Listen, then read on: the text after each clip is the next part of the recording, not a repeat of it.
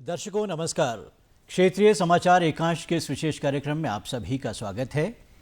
आप जानते हैं कि किसी भी देश की अंतर्राष्ट्रीय सीमाएं और अंतर्राष्ट्रीय संबंध उस देश की आर्थिकी, उस देश की राजनीति पर गहरा असर डालते हैं। इसीलिए आज के इस विशेष कार्यक्रम में हमने हमारे बीच जो एक्सपर्ट हमारे साथ हैं उनका परिचय मैं आपसे करा दूं, क्योंकि हमारे देश की अंतर्राष्ट्रीय सीमाएं कई देशों से मिलती है और हमारे देश के जो संबंध हैं उन पड़ोसी राज्यों से वो सभी जानते हैं कि सभी देशों के साथ हमारे संबंध अलग अलग हैं। अगर हम विशेष तौर पर चीन के साथ अपने संबंधों की बात करें तो ये संबंध कभी खटास भरे कभी मिठास भरे रहते हैं। चीन के साथ हमारी प्रतिस्पर्धा व्यापार में भी है और विश्व शक्ति बनने की दिशा में भी है, और बहुत ज़रूरी हो जाता है कि हम भारत और चीन के जो आपसी संबंध हैं उन पर बात करें। और इस अहम विषय पर बात करने के लिए आज हमारे स्टूडियोज़ में जो हमारे विशेषज्ञ पधारे हैं, मैं उनका परिचय आपसे करा दूं। मेरे साथ बैठे हैं प्रोफेसर हरीश ठाकुर, जो हिमाचल प्रदेश विश्वविद्यालय में राजनीति विज्ञान के प्रोफेसर हैं। आप हिमाचल प्रदेश विश्वविद्यालय में department of defence and strategic studies के विभागाध्यक्ष भी हैं। Professor Harish Thakur centre for Canadian studies के डायरेक्टर भी हैं। प्रोफेसर हरीश ठाकुर, हमारे इस कार्यक्रम में आपका बहुत बहुत स्वागत। सभी के जहन में एक सवाल है कि भारत और चीन के जो संबंध हैं उसमें अक्सर तनाव देखने को मिलता है, और ये जो तनाव है इसकी वास्तविकता क्या है, इसकी प्रकृति क्या है? जी साहब, पहले तो मैं बहुत बहुत धन्यवाद करता हूं कि आज की बात में मुझे आपने बात करने का अवसर दिया। भारत और चीन, जी, मैं 1900 या 20वीं या 18वीं शताब्दी की 19वीं शताब्दी की बात नहीं करूंगा जी, क्योंकि because we are into 21st century और 2050 तक जो विश्व की 3 बड़ी ताकतें according to IMF, world bank और डिफरेंट ग्लोबल एजेंसीज जी, बन रही हैं, उसमें अमेरिका, चीन और भारत ये बहुत ताकतवर देश बन के उभर रहे हैं, आर्थिक नज़रिए से भी और सामरिक नज़रिए से भी। जी, तो क्योंकि भारत विश्व का सबसे बड़ा लोकतंत्र है और भारत का दक्षिण एशिया में एक बहुत प्रभुत्वकारी स्थान है, जी, और एशिया में चीन और भारत 2 बहुत बड़ी अर्थव्यवस्थाएं और देश हैं, तो इनके आंतरिक संबंधों में अगर उसमें तनाव है, अगर उसमें शैथिल्य है, अगर उसमें सहयोग है, जी, इन तीनों बातों का अंतर्राष्ट्रीय संबंधों पे बहुत गहरा असर पड़ता है। जी, बिल्कुल। तो भारत और चीन, दक्षिण एशिया में भारत के बहुत से देशों के साथ सीमा विवाद रहे, बांग्लादेश के साथ रहे। अभी 2015 में सुषमा स्वराज जी फॉरेन मिनिस्टर थे, तो आइलैंड्स की स्वैपिंग हुई है। तो वो जो नदियों की वजह से आइलैंड्स का पोजीशन चेंज होता था और वहाँ पे बॉर्डर फिक्स नहीं था, तो वो स्वैपिंग हुई है। पाकिस्तान के साथ भी बहुत सी चीज़ें सेटल हुई हैं, इंडस वाटर डिस्प्यूट सेटल हुआ है वर्ल्ड बैंक की मीडिएशन से। लेकिन चीन के साथ दिक्कत है और उसके ऐतिहासिक कारण हैं। अगर चीन को, मैं तो विद्यार्थी रहा हूँ भारत चीन संबंधों का, जी, तो अगर उसको हम एक गहरे नज़रिए से समझने की कोशिश करें तो ये नज़र आता है कि दोनों देश एक दूसरे के इतने शत्रुतापूर्ण व्यवहार रखने वाले नहीं हैं। उनका एक बहुत ही ऐतिहासिक ट्रेडिशन है, प्रथा है। जी, लेकिन ये जो एक ब्रिटिश लेगेसी है, या जिसे हम विरासत कहें अंग्रेज़ों की, उसकी वजह से दोनों देशों के बीच में सीमा का विवाद है। यहाँ पे मैं आपको एक, इससे पहले कि हम सीमा की उसकी प्रकृति की मैं बात करूँ, 1955 की बात है। नेहरू और माओ के बीच में बहुत ही मधुर संबंध थे। तो माओ से तुंग ने बड़े कॉर्डियल एक एटमॉस्फेयर में ही स्पोक के भाई in China this was the belief कि if you will do good things in life you will be born in India, जी कि अच्छे कर्मों का फल ये होगा कि आपका जन्म भारत में भारत में होगा। तो ये भारत की तस्वीर थी जी जो चीन के जहन में थी। जी लेकिन उसके बावजूद ऐतिहासिक कारण हैं, कुछ समसामयिक कारण हैं, कुछ अंतर्राष्ट्रीय परिवेश जो कि कोल्ड वॉर और शीत युद्ध का परिवेश रहा, जी जिसमें कि पावर रिवेलरी रही, उसमें देशों के प्रभुत्व की बात है, अंतर्राष्ट्रीय राजनीति में ये चीज़ें चलती हैं। जी कुछ उन चीज़ों की वजह से जो हितों के टकराव हुए वहाँ पे दोनों देशों के संबंध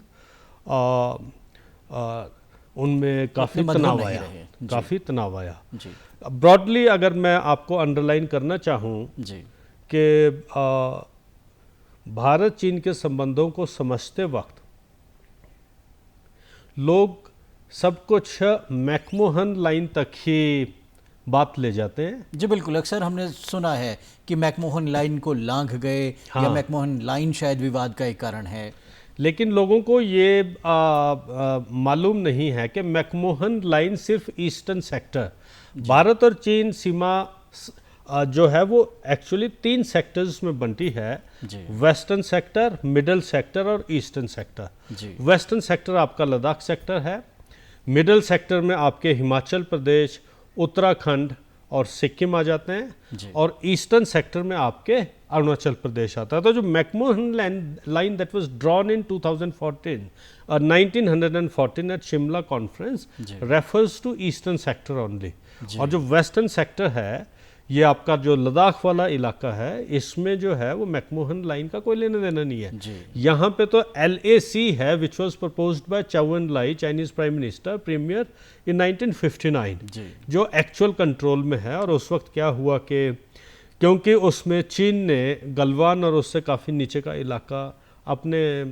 मानचित्र में दिखाया था, जी तो नेहरू ने उसको ऑब्जेक्ट किया और उसका नतीजा 1962 हुआ, और चीन वहीं तक आया जो उन्होंने अपना मैप 1959 में चौ एन लाई ने दिखाया था। तो ये 3 ब्रॉडर सेक्टर्स हैं जिसमें कि भारत और चीन का मानचित्र जी।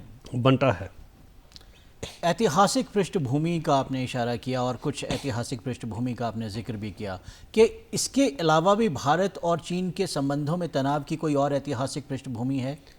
तनाव की ऐतिहासिक पृष्ठभूमि को ढूंढना काफ़ी मुश्किल है। जी अगर हम प्रीवियस इंस्टांसेस ढूंढें इतिहास में, एक तो हमारे पास लिखित ऐसे डॉक्यूमेंट्स नहीं हैं। जी भारत और चीन बहुत ही दोनों सहयोगी और सहिष्णु जी नेबर्स रहे हैं, पड़ोसी रहे हैं, जी बिल्कुल। और कोई ऐसा इतिहास में हमें घटना नहीं मिलती जहाँ के दोनों के बीच में तनाव रहा हो। जी और हाँ, 640 के आसपास चीन का तिब्बत के साथ जो है इंटरेक्शन इट बिगिंस, जो स्टेट रिलेशंस में इंटरेक्शन होता है। और ये आपको ताज्जुब की बात रहेगी कि 640 से लेकर के लगभग 1200 ईस्वी तक तिब्बत ने चीन पर राज किया है। जी उल्टे जो आज की स्थिति है जो उस पर मैं बाद में आऊँगा।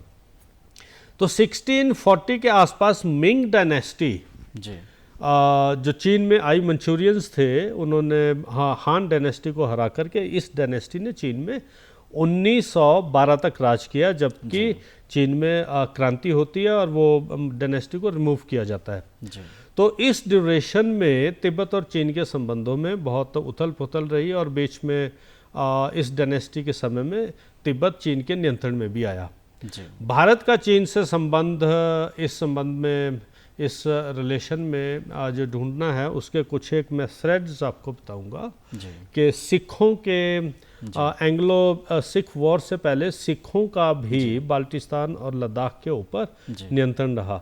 उसके बाद जब एंग्लो सिख वॉर 1846 होती है, उस वॉर के पश्चात अंग्रेज़ों ने सिखों का एक जो जम्मू और डोगरा कमांडर था महाराजा रंजीत सिंह का, गुलाब सिंह, वो उस वक्त शांत रहा। He didn't support in fact Ranjit Singh. तो अंग्रेजों ने 75 लाख रुपए में सारा Jammu Kashmir, this is called the treaty of Amritsar, Gulab Singh को भेज दी।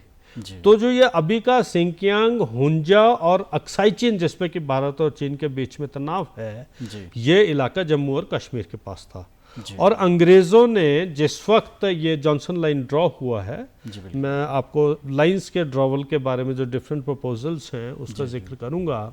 तो 1865 में अंग्रेज़ रशिया के साथ ग्रेट गेम में थे, क्योंकि इट वाज 1860-70s में great game between the Russia.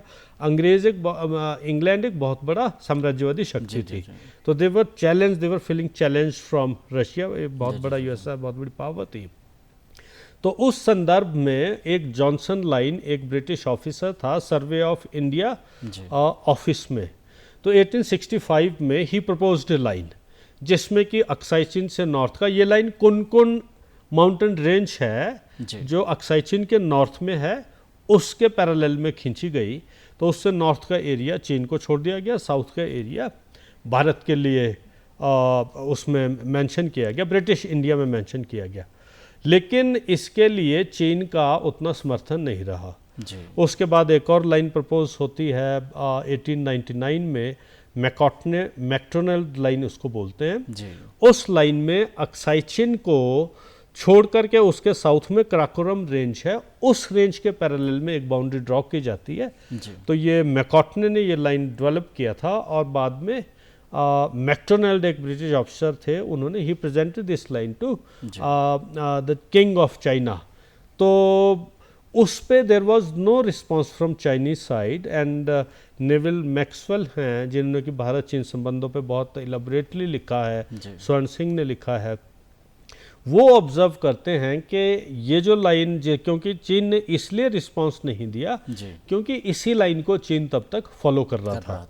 तो टेक्निकली हम ये माने कि मैकॉटने मैक्डोनाल्ड लाइन जो थी वो चीन के हिसाब से थी, और इसी से थोड़ा जब चाउएन लाइन एक 1959 में आती है, जिसके बाद कि 1962 का भारत और चीन के बीच में युद्ध होता है, उस लाइन का आधार चाउएन लाइन बनती है, जिसमें कि वो मैकॉटने मैक्डोनाल्ड लाइन जो which was in the two the parallel of Karakoram high range mountain range, उसके साउथ के कुछ areas they induct into it, जैसे गलवान वैली का आपने लेटेस्ट एपिसोड सुना होगा। तो उस लाइन में चाउएन लाइन ने भी उसको अपने चीन के मानचित्र में शो किया था, और Nehru refuse to accept that. There were lots of parleys in 1960 1959, लेकिन नेहरू ने उसको मना किया, और प्रधानमंत्री नेहरू ने एक वो बोल्ड स्टेप था आई वुड से, हालांकि भारत के इन चीज़ों पे कई बार हमने देखा कि मीडिया में इन चीज़ों में नेहरू जी का काफ़ी खंडन भी होता है, लेकिन he adopted the forward policy on the instances of, but having the proper understanding of the position of Indian Army and the border position, that forward policy was followed by Nehru government, that resulted in 1962। उसके बाद हमें सब पता है, बीच में वार हुआ। उसे हम सब इस ऐतिहासिक पृष्ठभूमि को ध्यान में रखते हुए अगर हम वर्तमान भारत चीन के संबंधों की बात करें, जिसमें अभी गलवान वैली का आपने जिक्र किया, और अभी थोड़ा समय पहले हमारे 20 जो नौजवान थे, जिसमें कर्नल भी शामिल थे, वो शहीद हुए। हालांकि ये कहा जाता है, जैसे आपने भी कहा, कि भारत और चीन के संबंधों में बहुत, जिसे कहें कि तनाव उतना गहरा नहीं है। एक बार प्रधानमंत्री नरेंद्र मोदी ने भी कहा था कि ये दोनों देश ऐसे हैं जिसमें शायद ही सीमा पर कभी गोली चलती है। गोली तो नहीं चलती, लेकिन फिर भी तनाव तो है, इससे इनकार नहीं किया जा सकता। हमारे 20 जवान जो हैं, जिनमें कर्नल भी शामिल थे, वो शहीद हो गए। ये गलवान वैली, ये एपिसोड, ये क्या था और इसकी वजह क्या थी? ये बहुत ही महत्वपूर्ण विषय है, और इस स्तर तक दोनों देशों के संबंध क्यों नीचे गए, ये सोचने का विषय है। 1962 के बाद 1979 तक, 1979 तक, जिस वक्त के भारत के विदेश मंत्री Atal Bihari Vajpayee he went to China, Beijing and broke the ice, वरना 62 से 79 के बीच में तो बातचीत भी बंद थी। और मुझे तो अभी याद है कि Khrushchev had refuse to shake hand with one of the Chinese officers in 1959, जिस वक्त की उन्होंने बिट्रे किया था इंडिया को बॉर्डर में। और ये बात हुई थी कि जब Nehru is so positive in settlement of the border disputes, तो आपकी तरफ से ऐसा क्यों है? तो उनमें बड़ी हॉट डिबेट हुई है, and Khrushchev refuse to shake hand with Yoon Lai something. He was military official of China. और उसके बाद 67 में एक वायलेंट हुआ. मैं आपको ब्रीफ सन देता हूँ कि ऐसा नहीं गलवान ही हुआ है. 67 में नाथुला एक इवेंट हुआ है, इंसिडेंट हुआ है, और जिसमें कि China was had to face a bloody teeth. उसमें काफ़ी चाइनीज सोल्जर्स का लगभग 300-400 के आसपास सोल्जर्स की कैजुअलिटीज़ हुई हैं कंपेयर टू इंडिया. इंडिया का बहुत कम नुकसान हुआ था. तो उसके बाद उन्होंने देख लिया कि भाई काफ़ी तब्दीली है, और क्योंकि हमारे जो फोर्सेस थी इतनी हाईली इक्विप्ड नहीं थी, लेकिन 62 के बाद बहुत से चेंजेस आए. उसके बाद 1987 में समुद्रोंग एक जगह है लद्दाख में, वहाँ पे फिर काफ़ी स्कफल्स होते हैं, गोलीबारी होती है, लेकिन बहुत ज़्यादा स्थिति डाउन नहीं जाती है. उसके बाद 2013 का इवेंट होता है, 2014 में आपका चुमूर इंसिडेंट होता है, और 2017 में आपका डोकलाम इशू होता है. डोकलाम जो कि Bhutan is protectorate of India, तो उसका जो सिक्योरिटी है that is with India. Sikkim was also protectorate of India. 1975 में सिक्किम में प्लेबसाइट हुआ है, जिसके बाद सिक्किम ने भारत को ज्वाइन किया है. अदरवाइज 1975 तक Sikkim status was also like that of Bhutan. तो भूटान के ये जो डोकलाम था, वहाँ पे दे स्टार्टेड कंस्ट्रक्टिंग एक मुझे अभी पास का नाम नहीं याद आ रहा है, तो उस पास पे they started constructing a road. तो India objected to that because Bhutan security lies. आपने जैसे बताया कि ये छोटे छोटे एपिसोड्स हैं, जो एक नहीं बल्कि अनेकों हैं. छुटपुट तनाव दोनों देशों के बीच में रहता है. इस तनाव की वजह कहीं अगर हम वर्तमान परिदृश्य में देखें तो भारत का जो अंतर्राष्ट्रीय संबंध है वो बाकी देशों के साथ पिछले एक दशक में बहुत ज़्यादा जो है वो बेहतर हुए हैं, और भारत का जो एक प्रभुत्व है विश्व के मानचित्र पर वो बहुत ज़्यादा बड़ा है. तो कहीं ये एक वजह तो नहीं है चीन के जहन में जिसकी वजह से हमारे अंतर्राष्ट्रीय संबंध जो है अच्छे नहीं रहते हैं? सो सब ये कोई अभी की बात नहीं है, ये 1950 की भी बात थी कि एक कैनेडी समथिंग कैनेडी उनका एक वॉल्यूम है जिसमें कि the egos of Nehru and Mao he discusses. तो ही डिस्कसिस के 1947 के बाद नेहरू का post cold war during the cold war इतना बड़ा स्टेटस हो गया जवाहरलाल नेहरू का कि नॉन अलाइनमेंट मूवमेंट उन्होंने लॉन्च किया, जिसमें कि चीन को तो 1970 तक अमेरिका ने रिकॉग्निशन नहीं दिया. तो ये कहीं ईगो का क्लैश भी था, और भारत आर्थिक रूप से चीन से बेहतर स्थिति में था, ये बहुत कम लोग जानते हैं.